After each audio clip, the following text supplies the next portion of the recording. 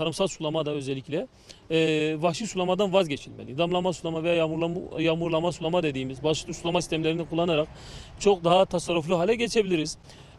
Yani tüketeceğimiz su miktarı atıyorum 5-6 metreküpken bunu damlama sulama ve basit sulama sistemleriyle yine aynı şekilde aynı verimde tarım yapabiliyoruz. Bu sene bütün dünya kuraklığı gördü.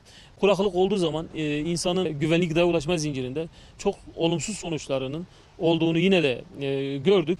Tarımsal sulama kaynaklarımızı çok daha tasarruflu kullanmamız lazım, korumamız lazım. Bununla birlikte toprak erozyonunun da önüne geçilmiş olur. İşte görüyorsunuz vahşi sulamayla akan sularımızı görüyoruz. Boşa akıyor. Verimli topraklarımızı alıp götürüyor. Ciddi bir zarar meydana geliyor. Yani suyla toprak birbirini gıda üretimi aslında tamamlayan iki önemli faktördür. Sularımızı tasarruflu kullanmaya çalışırken yine aynı şekilde toprağımızı da korumuş oluruz. Dolayısıyla bu noktaya çok dikkat etmemiz gerektiğini düşünüyorum.